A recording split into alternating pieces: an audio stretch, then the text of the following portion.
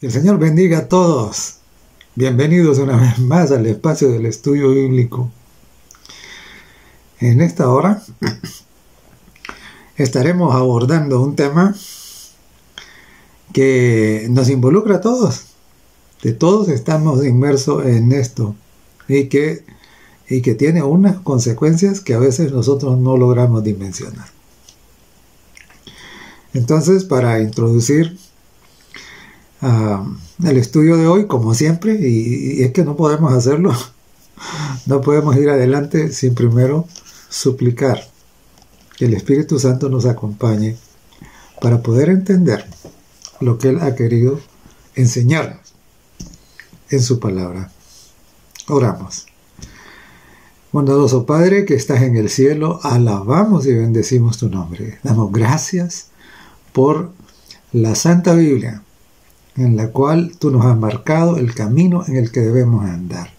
Gracias por el ejemplo de Jesucristo y por todo lo que Él ha hecho a favor nuestro. Por favor, concédenos ahora la gracia del Espíritu Santo, para que el estudio bíblico sea fructífero en la vida de cada uno de nosotros. En el nombre precioso de Jesús lo pedimos. Amén. Dios es amor. Y por eso Dios hizo un plan perfecto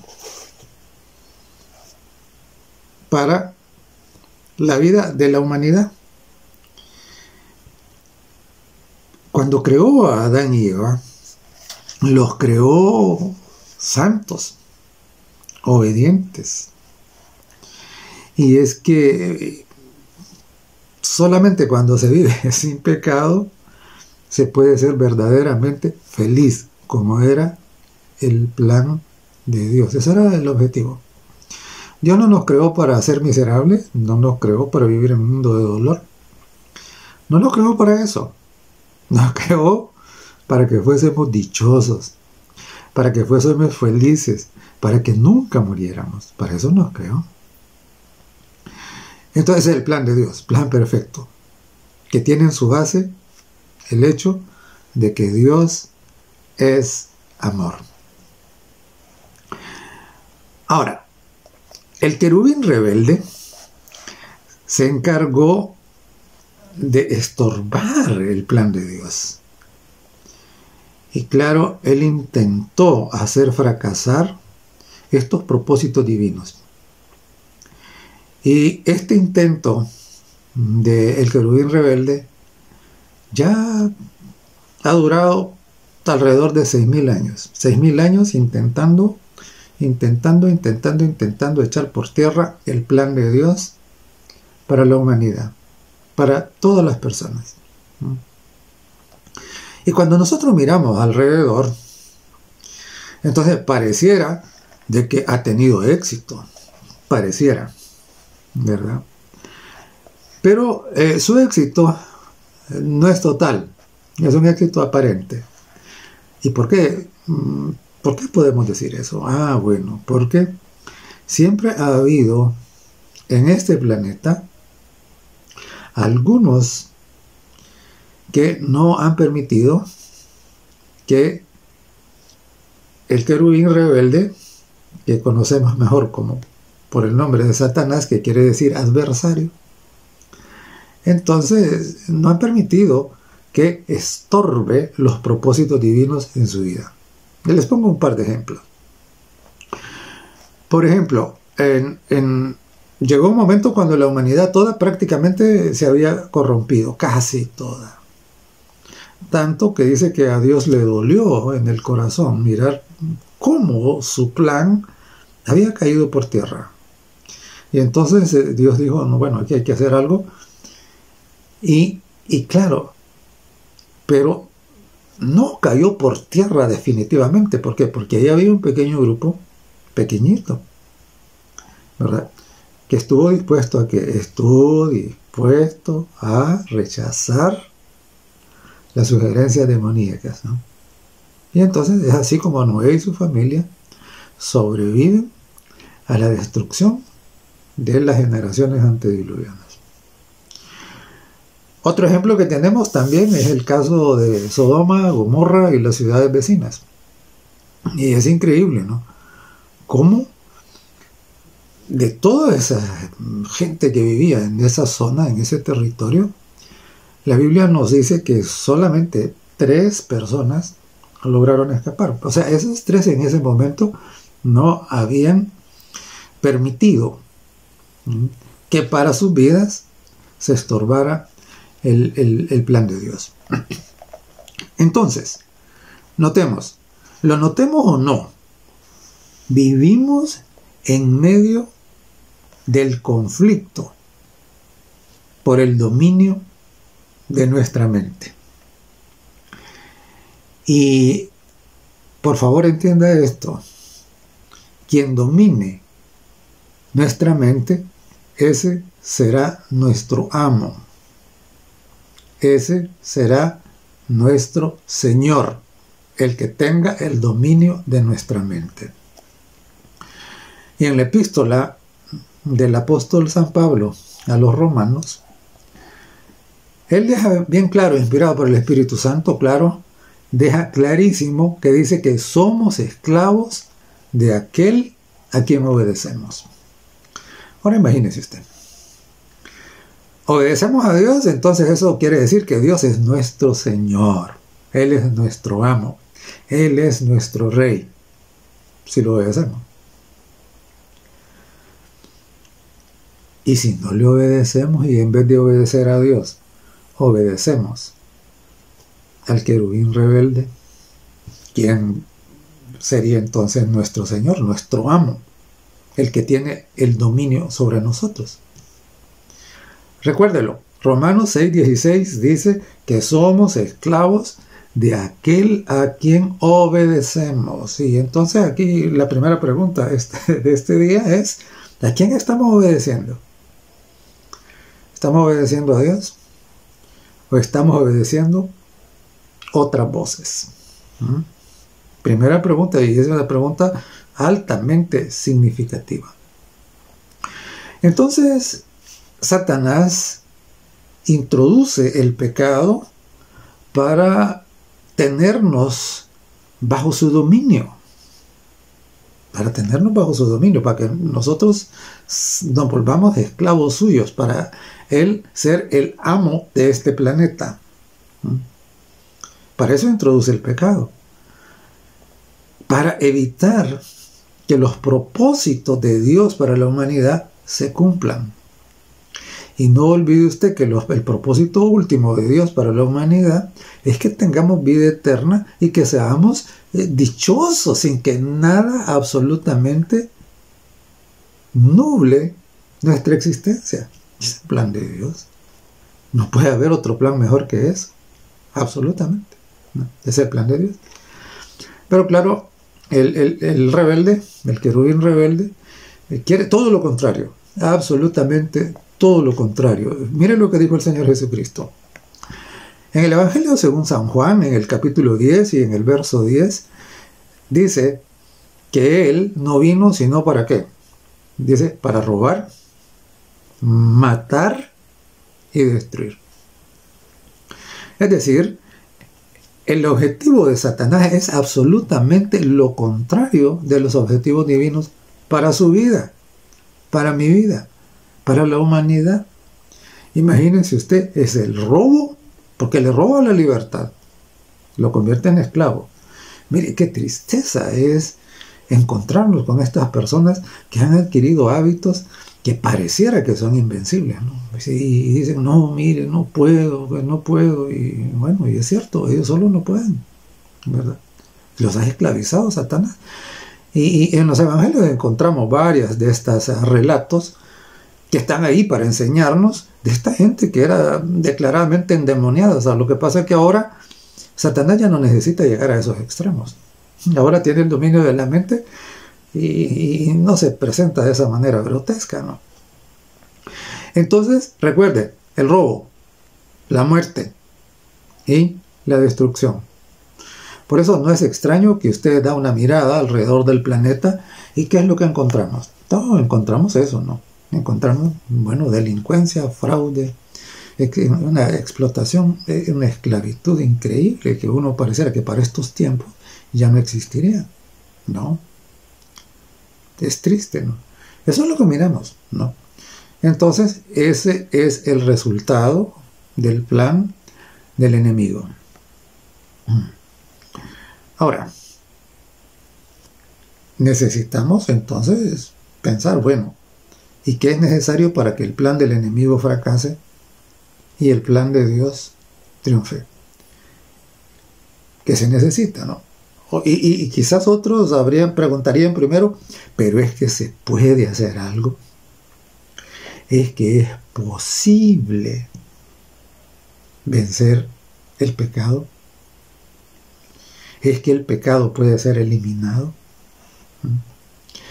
Y claro, muchos se preguntan esto, ¿no? Y algunos se atreven a decir que es imposible. Y otra vez, es una lástima que a veces en los púlpitos mismos escuchamos decir algunos predicadores que vamos a seguir pecando hasta que Cristo nos lleve al cielo. Hermanos, amigos queridos, si usted sigue pecando hasta que Cristo venga, simple y sencillamente usted no puede pensar en que va a ir al cielo. No puede, ¿verdad? Contrario a lo que muchos podrían estar diciendo. Y que a la mayoría le gusta oír, ¿verdad? Le gusta oír, ¿por qué?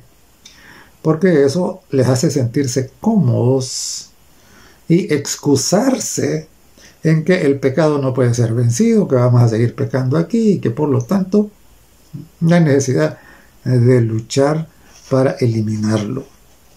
Y entonces, vuelvo a la pregunta, ¿es posible eliminar el pecado? Aunque un montón diga que no, es posible. Es posible, ¿verdad? La respuesta es sí. Ajá. Pero ¿cómo sabemos que la respuesta es sí? Bueno, Dios nos lo ha mostrado. Si vamos al libro de Apocalipsis, al capítulo 14 y el verso 5, en la entrada del capítulo 14, desde el verso 1 en adelante, la primera parte que encontramos, del 1 al 5, encontramos ahí a un grupo que representa la última generación que vivirá en este planeta. ¿Ah? Y miren lo que dice acerca de esta última generación que vivirá en la tierra. Dice que son sin mancha delante del trono de Dios. ¿Usted cree que si fuera imposible este grupo podría presentarse así delante del trono de Dios? No. Perdón. Dios entonces nos mandó a decir que es posible, que va a haber un grupo, la última generación, porque es la que recibe a Jesucristo sin ver muerte, ¿no? Esta generación dice que será sin mancha delante del trono de Dios. En sus bocas, dice, no fue hallada mentira. Y dice que no se contaminaron. Entonces, claro, si eso no fuera posible, este grupo Juan nunca lo hubiera visto. Dios nunca se lo hubiera presentado, ¿verdad? Entonces, eso nos dice, es posible. Ahora, a lo largo de toda la Biblia también nosotros tenemos una serie de consejos, de guías que el Señor nos ha dado en esa misma dirección. Fíjense que en la segunda carta que el apóstol Pedro escribe, en el capítulo 3 y el verso 14, dice así. Dice, procurad con diligencia ser hallados sin mancha e irreprensibles. ¿Usted cree que si fuera imposible, Dios nos estuviera diciendo eso? No. Dice, procurad con diligencia ser hallados sin mancha e irreprensibles. Y aquí es que creo yo que hay un problemita, ¿no? Porque algunos no quieren procurar con diligencia ser hallados sin mancha. Quieren conservar ahí la mancha porque algo les gusta. Entonces, ese es claro, pero la Biblia es clara, dice, ustedes deben entender que están aquí para que todas las manchas sean eliminadas de su vida. Es decir, el pecado debe morir en la vida de cada uno. Y en la epístola del apóstol Santiago, en el capítulo 1, y en el verso 17, dice, la religión pura, ya cuando hablamos de pureza ya se sabe, ¿no?, que estamos hablando de lo que no tiene adulterio. La religión pura y sin mancha, dice, sin mácula, dicen otras versiones, sin mácula, es sin mancha, ¿no? Dice, delante de Dios el Padre es, dice, visitar a los huérfanos y viudas en sus tribulaciones y guardarse sin mancha del mundo. Y entonces, claro, entonces note que esto Dios está diciendo, nos lo está diciendo suficientemente, ¿no? Y nosotros no podemos hacernos, como decimos aquí en este país, del ojo pacho. El ojo pacho quiere decir aquel que se cierra así como para no ver las cosas como son, ¿no?, sino que dejarlas pasar. Entiendo que en México dicen de la vista gorda, ¿no? Entonces no sé cómo dirán en el resto de países, pero algunos piensan, aquí Dios está diciendo claro, ¿no? Claro, miren, todo esto trata de ¿qué? Trata de eliminar la mancha del pecado. De eso trata todo esto. Y, por favor, queridos hermanos y amigos, entendamos, el propósito de la religión verdadera es eliminar la mancha del pecado. ¿Ya? El propósito. Entonces, una religión que se hace, como ya dijimos, del ojo pacho o de la vista gorda con el pecado, y que sencillamente sirve para acallar la conciencia y sentirse bien y pensar que uno está bien y va a la iglesia y eso.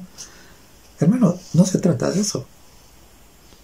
La religión establecida por Dios, porque hay religiones establecidas por los hombres, ¿no? Pero la religión establecida por Dios busca precisamente que eliminar la mancha del pecado del universo. Miren, en todo el universo hay cantidad enorme de sistemas como el nuestro, como el sistema solar, y planetas, y una infinidad, ¿no? Las nébulas y todo esto, mire, es precioso, ¿no? Los llamados científicos no conocen los límites de todo eso, porque nuestro Dios es tan poderoso. ¿Y sabe qué? Solo en este planeta pequeñito es donde existe el pecado. Y entonces, claro, el plan de Dios es precisamente volver el universo a la armonía completa, es eliminando el pecado. Entonces, recuerde bien, el propósito de la religión es eliminar el pecado. Esa es la misión que Dios le ha encomendado a la iglesia, a su iglesia. Y en Efesios, el capítulo 5, y los versos 25 al 27, leemos: Cristo amó a la iglesia, dice, y se entregó por ella. ¿Para qué? Para santificarla. Dice, purificándola por el lavamiento del agua por la palabra, para que no tuviese mancha. Es que, mire, Jesús no fue a la cruz para que nosotros sigamos pecando. No. Mire, Dios toma la humanidad y se nos entrega. ¿Quién nos entrega? ¿Para qué? ¿Está claro? Dice, se entregó para santificarla, para que seamos santos. ¿Se entregó para qué? Dice, para purificarla. Y dice, por el lavamiento del agua, por la palabra. Es decir, que nos dejó, el Señor se entregó y mostró un amor profundísimo, ¿no?, al morir por nosotros, que no, ni habíamos nacido, y que no lo merecemos. Y entonces, y además de eso, ¿qué? Y además de eso nos dio la palabra. Y dice que la palabra es como el agua, que la palabra nos purifica. ¿Para qué? Dice, para que la iglesia no tuviese mancha, ni arruga, ni cosa semejante. Dice, qué lindo, ¿eh? De eso trata, hermanos. Para eso vino Jesucristo. Jesucristo no vino aquí para que nosotros pasemos un rato contentos ahí con los demás y ya, y eso es todo, porque sí pasamos contentos con los demás, ¿verdad? Pero no, eso no es todo, ¿verdad? Jesucristo no vino aquí para complacer nuestros gustos y todo eso, no. Vino para eliminar el pecado, porque como ya mencioné antes, solamente cuando la santidad reina y el pecado deja de existir, solo entonces el hombre puede ser absolutamente feliz, porque solo entonces puede estar en la presencia de Dios. Solo entonces. Ahora, para ello, el Señor Jesucristo, para que lidiemos con el problema del pecado, el Señor nos dio algunos consejos.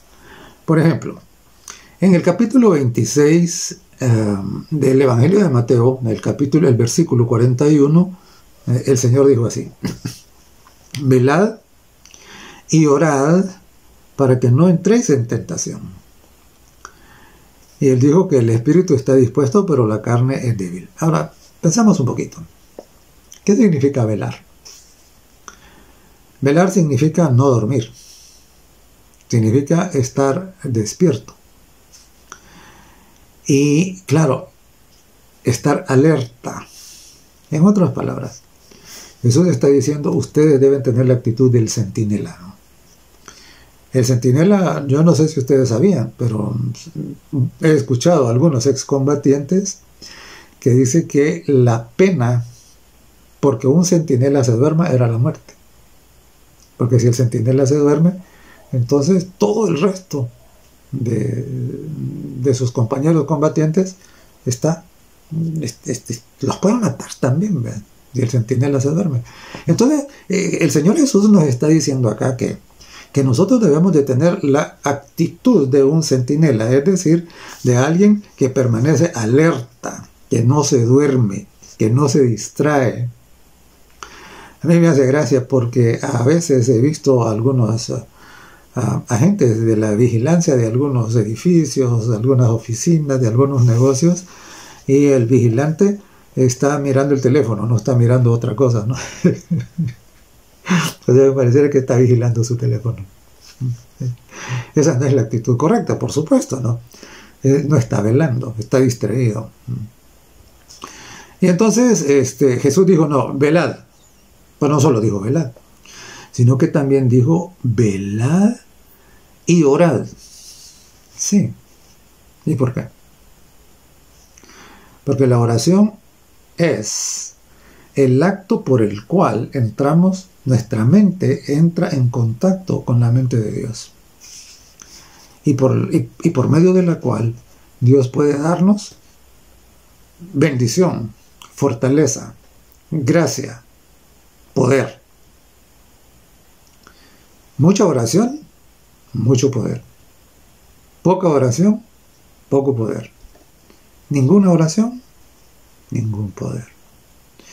Y quizás por eso es que vemos ahora una falta de poder en la vida de tanta gente, ¿verdad? Y quizás estos son los que dicen que el pecado no se puede vencer, ¿verdad? Pero recuerde, el Señor nos ha dicho que debemos tener la actitud del centinela, que debemos velar y debemos debemos buscar estar en comunión con Dios. Eso es orar, ¿verdad? Orar es comunión con Dios, no es repetir palabras que a veces se nos olvida el significado o solo porque se las oímos a otro. No, eso no es orar, ¿verdad? Orar es hablar con Dios, como con un amigo, ¿verdad?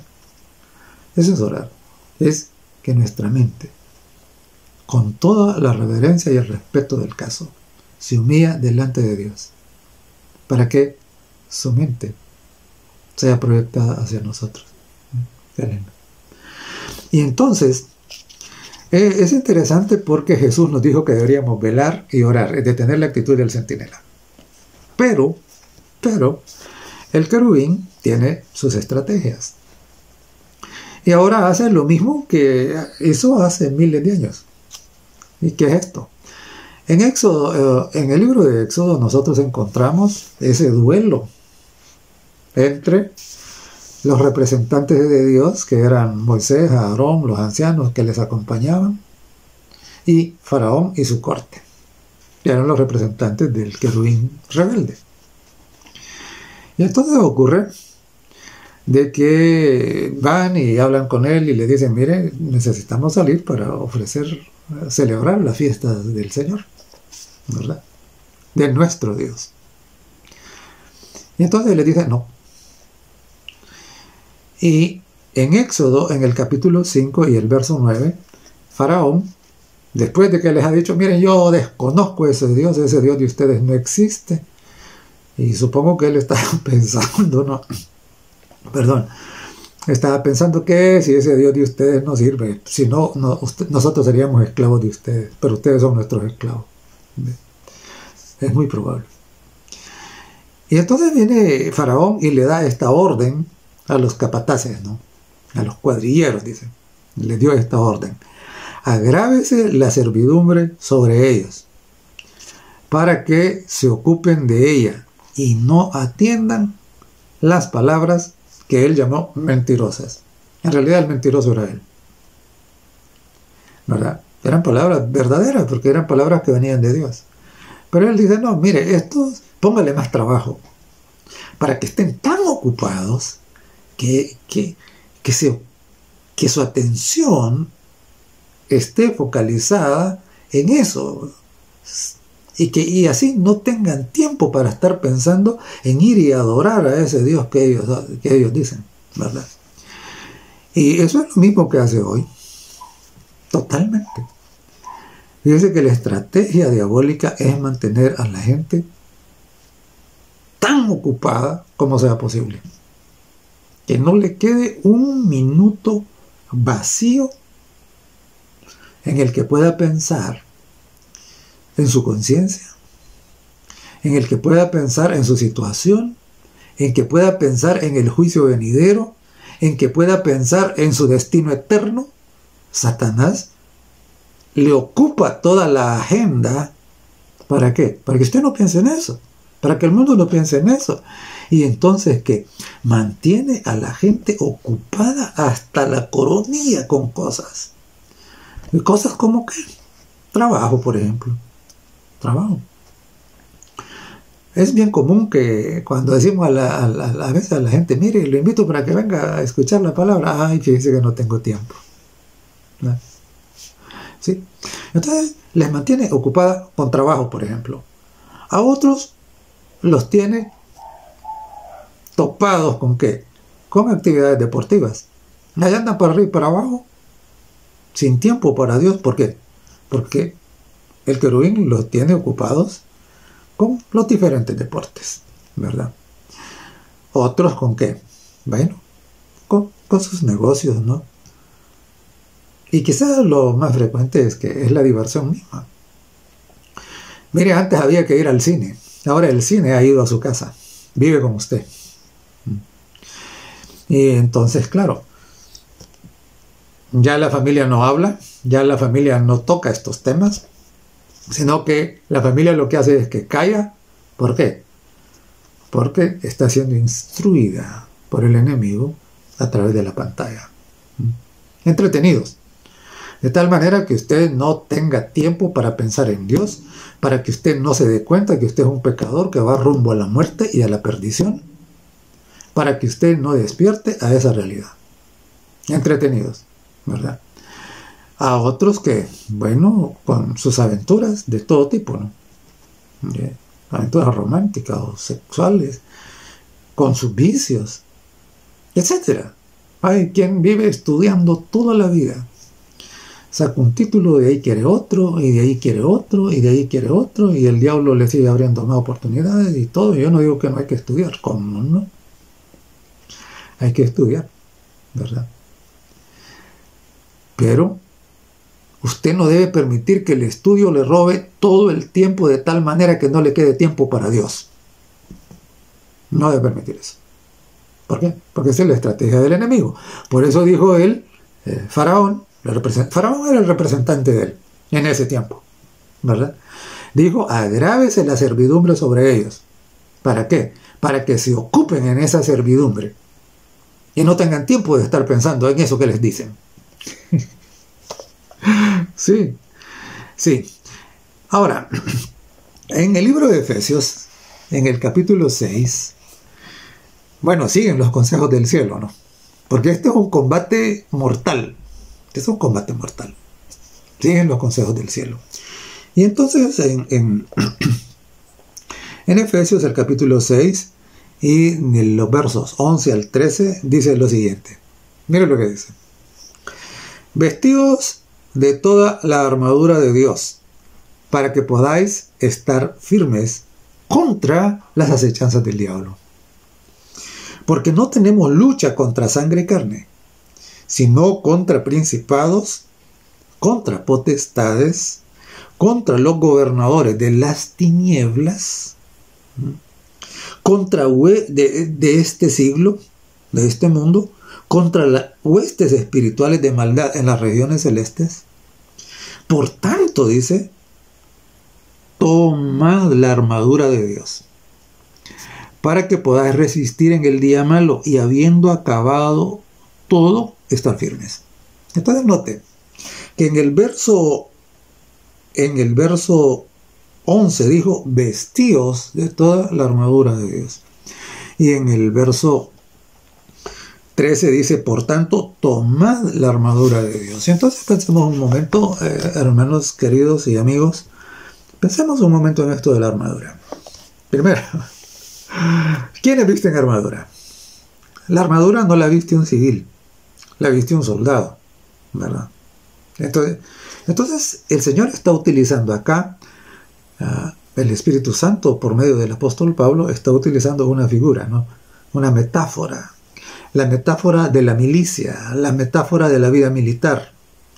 Y claro, los soldados, los militares, no andan con la armadura puesta toda la vida. No.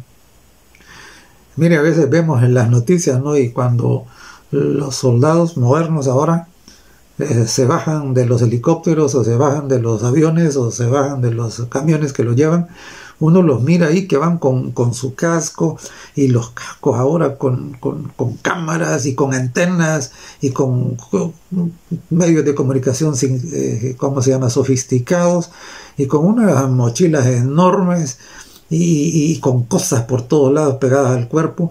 Y yo a veces me he preguntado, ¿y estos cómo pueden caminar? Tantas cosas, ¿no? Pero esos soldados no siempre andan así, no. Esos andan equipados o con la armadura puesta, ¿ve? Solamente cuando están en el frente de batalla, en la lucha, ¿no? O sea, la armadura no forma parte de la, digamos, del uniforme corriente del soldado. La armadura se viste cuando se está en el combate. Y entonces, y entonces el Señor dice, vestidos de la armadura, tomad la armadura. El Señor está diciendo, miren, no piensen que aquí están en paz, están en conflicto. Y ustedes como soldados de mi ejército, dice, tienen que estar equipados. Tienen que tener la actitud de centinela. No se pueden dormir. No pueden distraerse. Tienen que estar, como dicen algunos, ¿no? En pie de guerra, equipados. Eso quiere decir ponerse la armadura. Pero también me llama la atención en esta figura de la vida militar este hecho, ¿no? El que viste la armadura no es un civil, es un soldado. Y en el ejército el soldado no discute las órdenes de su superior, las obedece, de su capitán, de su general, etcétera. No las discute. No está preguntando, pero ¿y por qué? Nada. Y entonces, no, simplemente obedece. Y precisamente eso es lo que nosotros tenemos que hacer. Mire, yo no sé si usted es consciente de esto, ¿no? Pero si usted está del lado de Jesucristo, usted es un soldado del ejército de Jesucristo. Él es nuestro comandante. Él es nuestro comandante. Y entonces nuestro comandante nos está ordenando, uno, que tengamos la actitud de centinela. Dos, es que estemos equipados para el combate, ¿no? Que estemos listos. Y tres, si somos conscientes de que somos soldados, no vamos a discutir las órdenes del Señor. La palabra de Dios no es para discutirla. La palabra de Dios es para obedecerla. Como el soldado obedece a su comandante. Mire, algunos agarran la Biblia y comienzan a hojearla y todo para ver qué cosa negativa según ellos encuentran o qué cosa contradictoria y cualquier cosa para después estar hablando, bueno, cosas que no se deben, ¿verdad? Esa es la actitud de algunos. Hermano, amigos, no es así. Agarre la Biblia, trátela con reverencia porque es la palabra de Dios. No la trate descuidadamente. Y todo lo que dice ahí, obedézcalo. Son las órdenes de nuestro jefe. Son las órdenes de nuestro comandante. Entonces, no lo olvide. Estamos en el ejército de Jesús. Y claro, los soldados reciben entrenamiento. Claro, reciben entrenamiento. ¿Y dónde somos entrenados nosotros? ¿Cuál es nuestro manual? Nuestro manual es la Santa Biblia. Y mire lo que dice el Salmo 119, el verso 22. Dice así: en mi corazón he guardado tus dichos. La palabra, pues, la escritura. En mi corazón he guardado tus dichos para no pecar contra ti. Entonces, nuestro enemigo mortal es el pecado. Tenemos que matarlo. Tenemos que matarlo. Porque nuestra lucha no es contra sangre y carne, no son los seres humanos, no es con ellos. ¿No? Es contra el pecado. Y entonces, necesitamos ¿qué? Dice, en mi corazón he guardado tus dichos para no pecar contra ti. Entonces, claro, la palabra de Dios es la espada. Si usted sigue leyendo lo de la armadura en Efesios, ahí va a encontrar que la palabra de Dios es la espada, es decir, es el arma, ¿verdad? Los ejércitos ahora ya no pelean con espadas, ahora pelean con ¿qué? Pelean con armas de fuego. ¿Pelean con qué? Bueno, cada vez se va sofisticando más, ¿verdad? Misiles y drones y todo eso. Es decir, son todas estas armas que necesitan una munición. Necesitan una munición. Un fusil muy sofisticado puede ser, pero si no tiene balas no sirve de nada, ¿verdad? Lo mismo una bazooka, un cañón, un dron mismo. Un dron que no tiene nada que dejar caer no sirve para nada. Y entonces, para nada ofensivo, pues. Y entonces, la munición de nuestras armas ahora es la Biblia. Es la Biblia. En mi corazón he guardado tus dichos para no pecar contra ti. Y claro, nuestro comandante,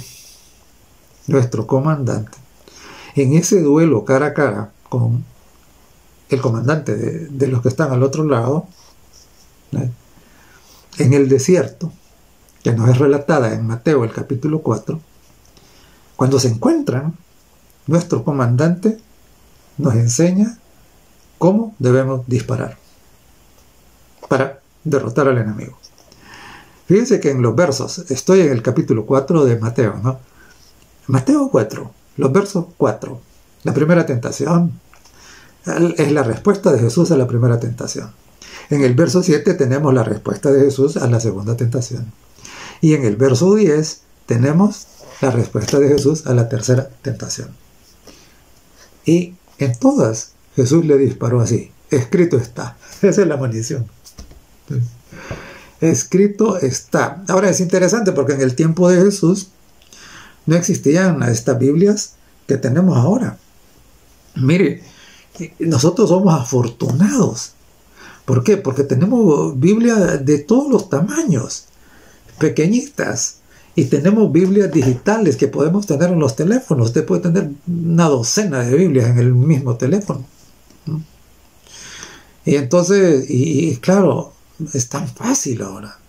Pero en el tiempo de Jesús no era así.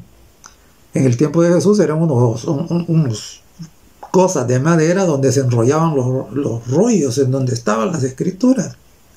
¿Y usted cree que Jesús llevaba esas cosas al desierto? No, señor. No. ¿A dónde llevaba las escrituras Jesús? En la mente.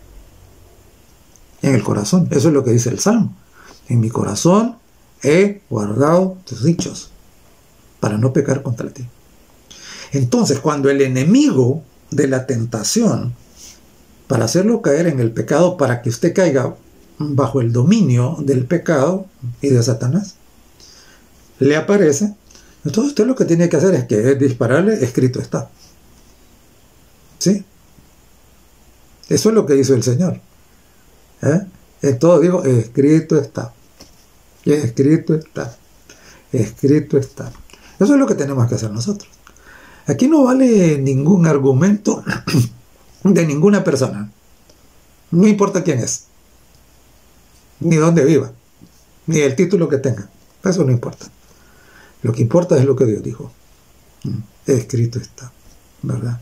Esa es nuestra munición. Claro, es así que nosotros podemos derrotar al enemigo. Así lo derrotó nuestro comandante. Así lo derrotó.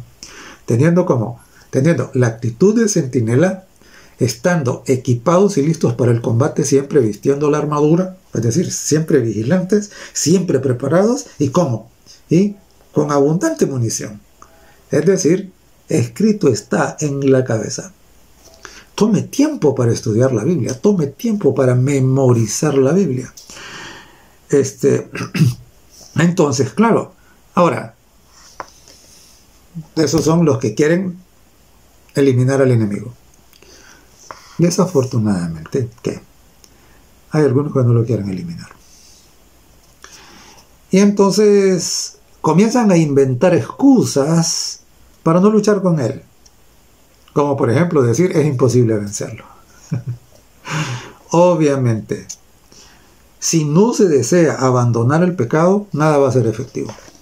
Nada.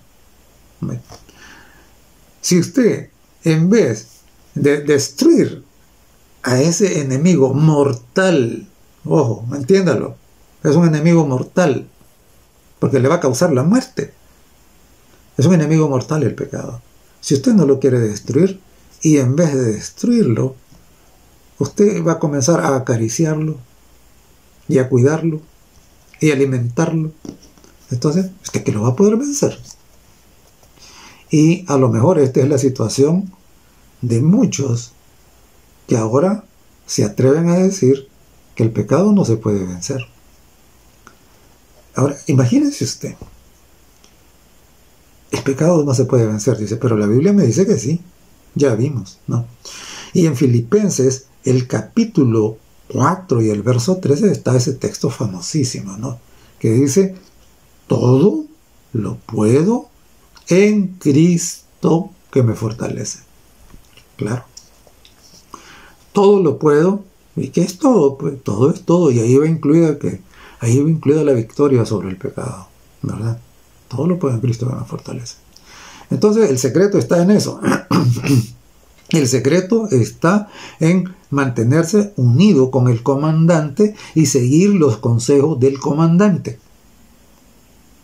Tenga la actitud de centinela, mantenga la armadura puesta, ¿y qué? Y llene su cabeza, su corazón con la Sagrada Escritura. Y cuando aparezca el enemigo, dispárale: el escrito está. ¿Sí? Eso es lo que hizo José. José dijo: ¿cómo pecaría contra Dios? Digo, ¿por qué? Porque escrito está: no cometerás adulterio, ¿verdad? Y entonces José huyó de la tentación, del pecado, ¿no? Entonces, claro, algunos corren en la dirección contraria, a encontrarse con él y abrazarlo, ¿no? Entonces, así no se puede vencer. Pero cuando seguimos el ejemplo de nuestro comandante y nos mantenemos unidos con él, como Jesús lo dijo, el Evangelio de Juan, el capítulo 15 y el verso 5, el Señor fue muy claro. Eso me encanta a mí de nuestro Señor, nuestro jefe, nuestro comandante. Eso me encanta. ¿Por qué? Porque Él dice, separados de mí, nada podéis hacer. Entonces, claro, no se enfrente contra la tentación y el pecado separado de Jesucristo, porque está frito. Lo va a vencer, va a ser derrotado. Así no se puede. Recuerde, todo lo puedo en Cristo.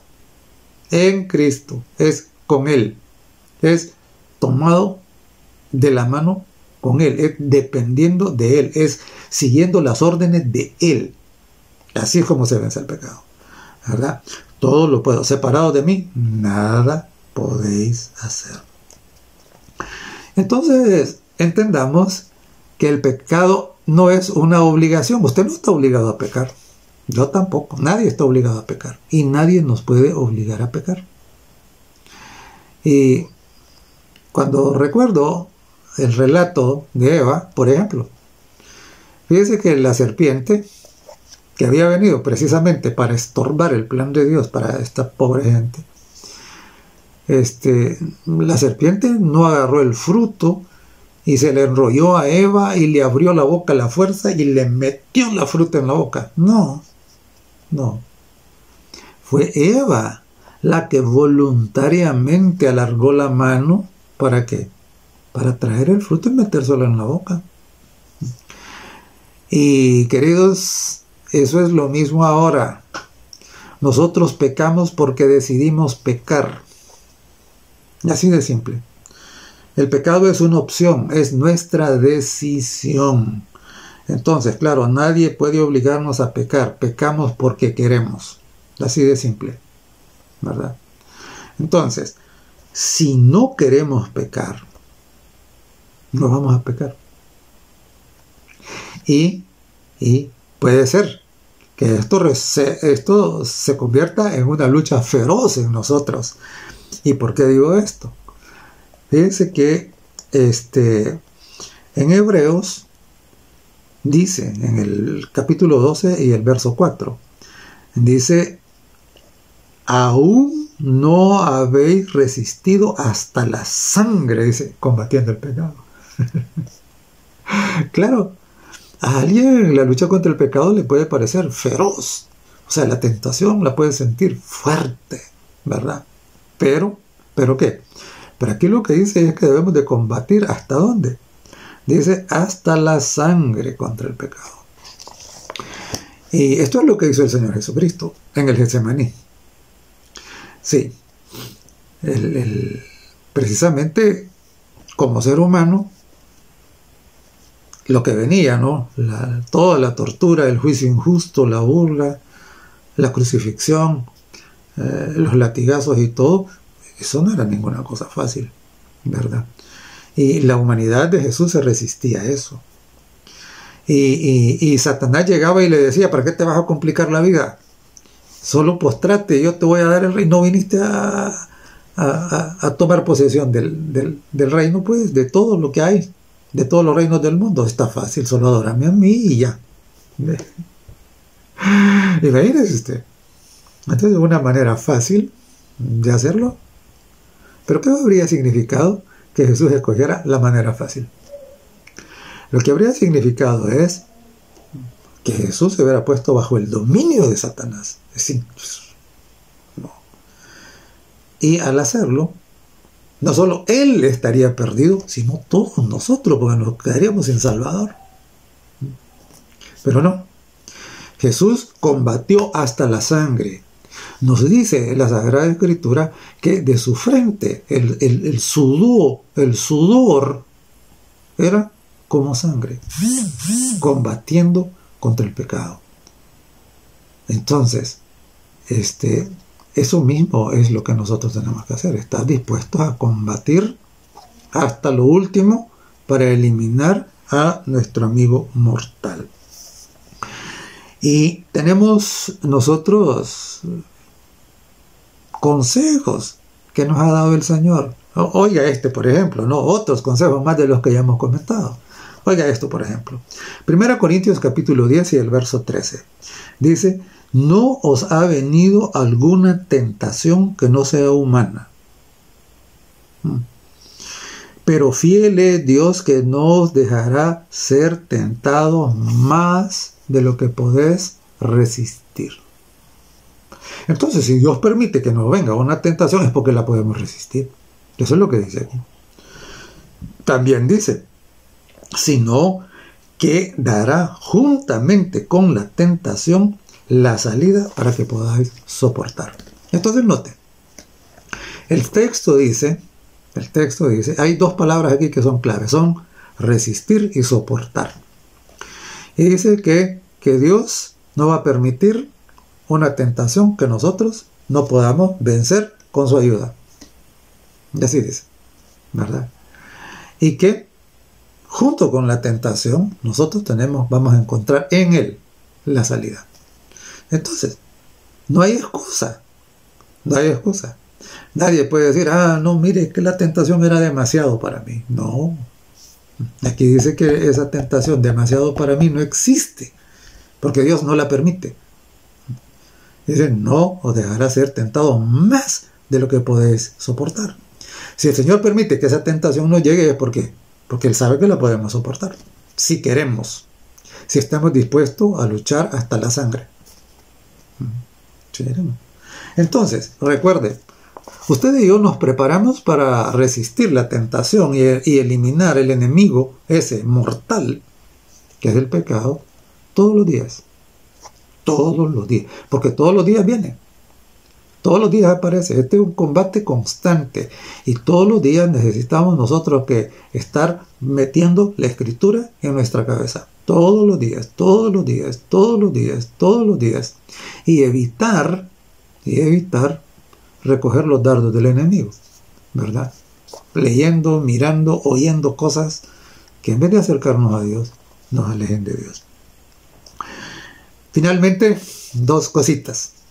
Una, la iglesia existe para combatir el pecado. Para eso existe la iglesia. La iglesia no existe para promover el pecado. Es triste, ¿no? ¿Por qué? Porque, mire, cuando escuchamos algunas declaraciones como que, mire, es totalmente normal, lícito, aceptable, que haya matrimonios distintos a los que Dios mandó. ¿Cómo es posible que un religioso se atreva a decir eso? Y que eso se debe normalizar. Pues es imposible. ¿Qué clase de religión es? ¿No? ¿Cómo es posible que usted agarra los 10 mandamientos y entonces usted comienza a mirar ahí lo que Dios dijo? Las órdenes del capitán, las órdenes del general. Y entonces, y religiones que van totalmente, directamente opuestas en contra a los 10 mandamientos. ¿Y qué clase de religión es esa? Si la Biblia dice que pecado es transgresión de la ley de Dios. Entonces, todo lo que estas religiones que comienzan a decir, mire, eso no. ¿Qué están haciendo? Están promoviendo el pecado. Entonces, la iglesia no existe para promover el pecado ni para tolerarlo. Existe para destruir el pecado. Porque solamente cuando el pecado sea destruido, entonces se puede cumplir el plan de Dios para su vida, que es que usted sea feliz totalmente, y tenga vida eterna. Ese es el plan de Dios, el propósito divino, ¿verdad? Entonces, si usted no mata el pecado en su vida por medio del Señor Jesucristo, porque nadie puede hacerlo solo, si usted no mata el pecado en su vida, el pecado lo va a matar a usted. Está escrito.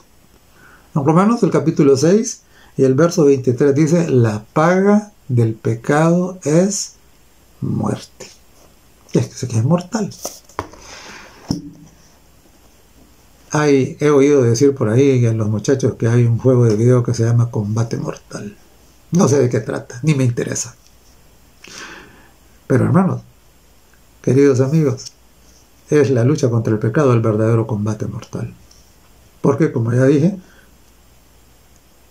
si nosotros no matamos el pecado, entonces el pecado nos va a matar a nosotros. Cristo vino precisamente ¿para qué? Para darnos victoria sobre el pecado. Sigamos sus órdenes. Entreguémosle nuestro caso, nuestra vida, aceptémoslo como nuestro comandante, como nuestro Señor. Y recuerden lo que dice Romanos 6:16.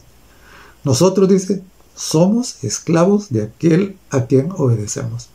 Entonces, claro, si lo aceptamos como nuestro Señor, y eso quiere decir nuestro amo, nuestro comandante, no estaremos discutiendo sus órdenes. Estaremos ¿cómo? Obedeciendo sus órdenes. Porque sabemos que al final, en Cristo, somos más que vencedores. El pecado puede ser eliminado. Si usted no lo elimina, el pecado lo va a matar a usted. Puede ser eliminado por la gracia de Cristo. Así que yo le invito para que si usted no se ha entregado al Señor, pues que lo haga. Hágalo antes de que sea demasiado tarde. Y si ya se entregó alguna vez y se ha descuidado, ha perdido esa actitud de centinela, se ha quitado la armadura, vuélvasela a poner, recupere su actitud de centinela y asegúrese de tener suficiente munición para que cuando aparece la tentación, dispárele el escrito está. Escrito está, escrito está, escrito está. Permanezcamos en Cristo, porque todo lo podemos en Cristo que nos fortalece. Y separados de Él, nada podemos hacer. Que Dios nos bendiga. Maldadoso Padre que estás en el cielo, te damos gracias porque en este combate mortal tenemos asegurada la victoria por medio de Jesucristo. Por favor, bendice a cada uno. En su nombre te lo pedimos. Amén.